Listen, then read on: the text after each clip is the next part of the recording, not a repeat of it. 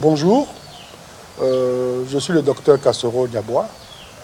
Je suis anthroposociologue du développement, président de l'ONG PAL. Nous sommes issus des 42 civilisations d'Égypte que Namer, un des pharaons, lors de la première dynastie, a réunifiées.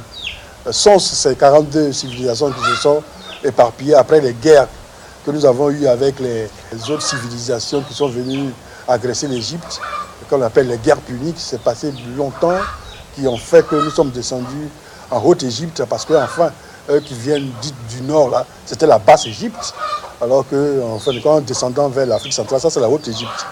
Donc nous sommes tous descendus vers la Haute-Égypte, qui constitue aujourd'hui nos pays qu'on appelle l'Afrique subsaharienne.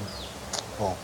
On nous a même dit que la carte du monde n'est pas celle-là, que en fait, l'Afrique peut regorger tous les continents en même temps, que l'Afrique est très très grande et que tous les autres continents peuvent s'y mettre et puis il y a encore de la place. Donc ça veut dire que la carte que nous avons là n'est pas la carte de l'Afrique. Donc il y a encore manipulation sur ces choses-là. Donc il faut rétablir la vérité historique. C'est très important. Mais là n'est pas la question. Je ne suis pas un expert en cartographie. Je pense que d'autres Africains experts, comme les Couvi-Gomez, les Bélec, les Pondi, les Omotonde, Amamazama, Molefi, tous ces grands chercheurs sont là pour pouvoir faire montre de ce que nous sommes, de ce que nous avons comme valeur essentielle, puis que veut aider les autres civilisations qui aujourd'hui sont agressives, qui empêchent, qui veulent nous détruire, je ne sais pas pourquoi, peuvent les aider, ça peut les aider aussi à vivre de façon intelligente. Nous avons toujours vécu de façon généreuse avec les autres civilisations. Nous sommes la civilisation mère parce que tout le monde est parti d'Égypte. Nous sommes l'origine de la vie. Nous étions les premiers hommes. C'est nous qui avons, grâce à un certain nombre d'expériences, suscité la vie. Faire de telle sorte que nous puissions vivre en bonne intelligence avec tout le monde. On a vécu ici avec des grands... On parlait du temps des dinosaures, sans qu'il y ait des guerres, sans qu'on ne soit mort. On a survécu à tout ça.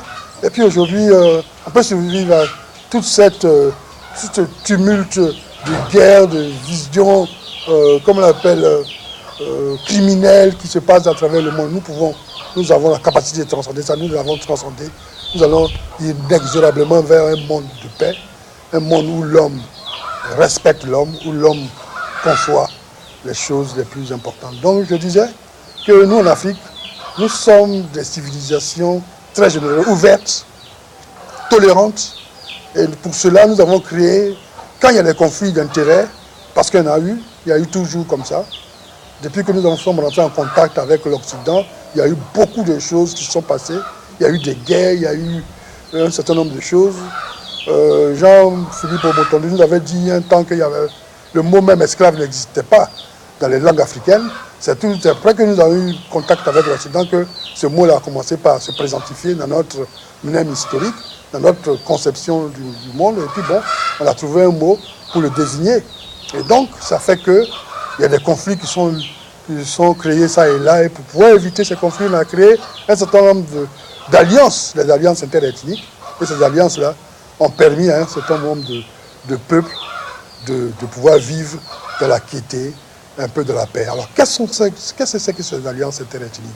Parce qu'on en parle tellement. Alliance interethnique, c'est un concept. Ça veut dire qu'il y a eu un pacte de non-agression entre des peuples, le plus souvent entre des peuples ou bien entre des tribus, et que par commutativité, d'autres tribus appartenant à un même peuple et d'autres peuples appartenant à la même ethnie ont récupéré. C'est pour cela que ça devient alliance interethnique. Ce n'est pas une grosse ethnie, comme les Akiés, qui sont allés faire alliance avec une grosse ethnie comme les Dida. Ce n'est pas tout le monde qui était là présent. C'est des tribus, ou bien des clans, ou bien un clan, ou bien une tribu, on a beaucoup de villages, ou bien encore un peuple qui est rentré en alliance avec un autre peuple. Si par exemple ce sont les Pins chez les comme on l'appelle Akié, qui sont rentrés en relation avec les Guébiés chez les Dida, ou bien ce sont les Nya qui sont rentrés en relation avec les Djibois chez les Dida, ainsi de suite. On ne peut pas a priori dire, donc, l'alliance interethnique, c'est un concept. Ça recouvre tout ça. Il y a une sorte de récupération qui dispose de la quiétude que recherchent les différentes civilisations.